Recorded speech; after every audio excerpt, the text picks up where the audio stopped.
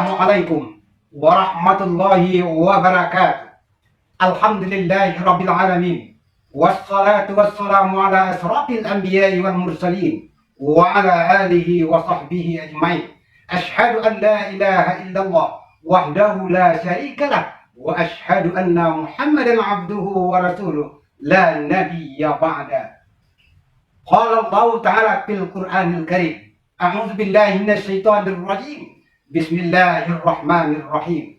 Ya ayyuhan nas, inna khalaqnakum min zakarin wa unsa wa ja'alnakum shu'uban wa qabaila lita'arafu. Inna akramakum indallahi atqakum. Innallaha alimun kabir. Surat Al-Hujurat ayat 13. Pertama sekali marilah kita sama-sama bersyukur kehadirat Allah Subhanahu wa taala. Selawat dan salam buat junjungan kita Nabi besar Muhammad sallallahu alaihi wasallam. Allahumma shalli ala sayyidina Muhammad wa ala ali Muhammad. Pada kesempatan yang berbahagia ini, sebagai judul pidato kita adalah moderasi dalam praktek keagamaan sehari-hari. Dewan Hakim yang bijaksana, para pendengar rahimakumullah. Sebelum kita masuk kepada uraian pidato kita, terlebih dahulu kita harus paham dengan makna dan arti dari kata moderasi itu sendiri. Moderasi berasal dari bahasa Latin moderatio yang artinya adalah moderat. Dalam kamus bahasa Indonesia, moderasi berarti penghindaran dari kekerasan, penghindaran dari sikap ekstrim. Sedangkan dalam Al-Qur'anul Karim, moderasi adalah makna dari kata wasat atau wasatiyah yang berarti mengambil jalan tengah atau menjadi umat pertengahan. Hal ini sesuai dengan misi Kementerian Agama di dalam program penguatan moderasi beragama yang sudah diawali semenjak tahun 2019 sampai sekarang, bahwa saya pengamalan pemahaman keagamaan oleh seluruh bangsa Indonesia harus secara moderat. Dewan Hakim yang bijaksana, para hadirin pendengar rahimakumullah. Indonesia adalah negara plural, adalah negara multikultural yang terdiri dari beragam agama, suku, adat istiadat, dan budaya. Pemerintah mengakui ada 6 agama. Pertama, agama Islam, agama Kristen Protestan, agama Kristen Katolik, Hindu dan Buddha, dan Konghucu. Setiap pemeluk agama silakan praktek keagamaan sesuai dengan keyakinan dan ajaran agama masing-masing. Begitu juga dalam satu agama, umpamanya dalam Islam, silakan saja praktek keagamaan menurut paham kita, keyakinan kita, karena juga dalam Islam terdapat paham yang berbeda-beda.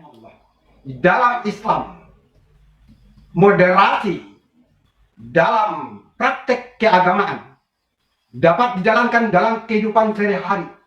Pertama, saling kenal mengenal, saling tolong menolong, saling kerja sama, dan merajuk persaudaraan. Firman Allah dalam surat Al-Hujurat ayat 13. A'udzu billahi minasyaitonir rajim. Bismillahirrahmanirrahim. Ya ayyuhan nas, inna khalaqnakum min zakarin wa unsa wa ja'alnakum shu'uban wa qabaila lita'arafu. Inna akramakum indallahi atqakum. Innallaha alimun kabir. Hai manusia, kami telah menciptakan kamu dari seorang laki-laki dan seorang perempuan. Dan kami menjadikan kamu bersuku-suku, berbangsa-bangsa, agar kamu saling kenal mengenal. Sesungguhnya yang paling mulia di sisi Allah adalah yang paling bertakwa. Sungguh Allah Maha mengetahui, Maha teliti. Dewan juri yang dihormati, para pendengar yang dirahmati Allah. Menurut Profesor Dr. Quraisy Shihab, bahwasanya kata su'uba wa qabaila merajuk kepada sosial yang sangat besar dan beragam yang disebut dengan nation ekstrim. Artinya adalah pintu masuk bangsa. Kemudian yang juga diungkapkan oleh Profesor Dr. Said Qutb dalam tafsirnya fi Zalalil Quran, bahwasanya kata li ta'arafu bermakna kehormatan, bermakna persaudaraan. Dan yang kedua adalah kita tidak boleh mencaci agama lain. Kita tidak boleh mencaci sesembahan orang lain atau sesembahan daripada Allah Subhanahu wa taala. Firman Allah dalam surat Al-An'am ayat 108. A'udzu billahi minasyaitonir rajim. Bismillahirrahmanirrahim. Wa la tasubbul ladzina yad'una min dunillahi wa yasubbullaha adwan bighairi ilmin. Kadzalika zayyana likulli ummatin amaluhum summa ila rabbihim marji'ukum fayunabbi'ukum bima kanu ya'malun. Dan jangan kamu mencaci sesembahan mereka selain daripada Allah.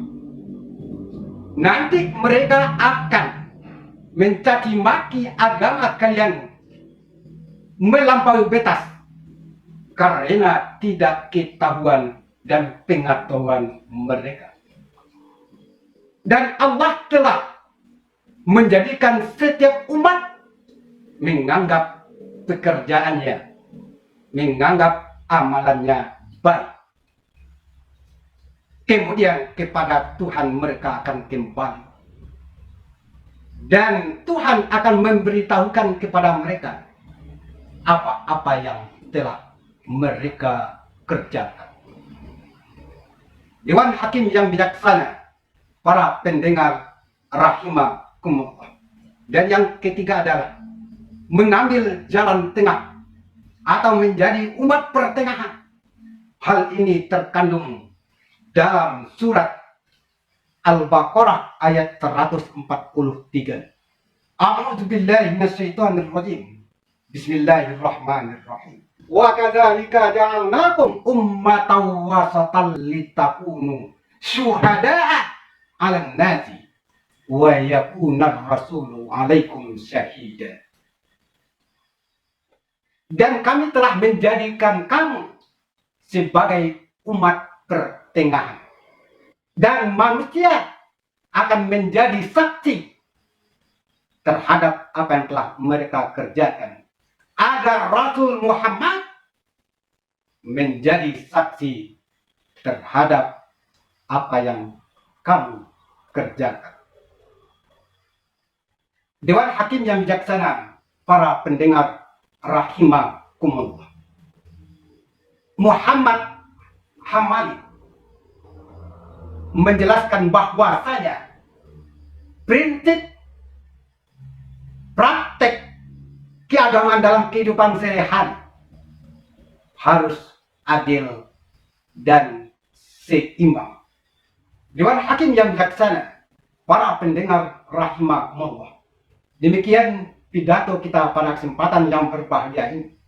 Semoga ada manfaatnya dalam membangun bangsa, negara dan agama menuju Indonesia Jaya dan menggapai Indonesia Emas tahun 2045. Billahi taufiq wal hidayah. Wassalamualaikum warahmatullahi wabarakatuh.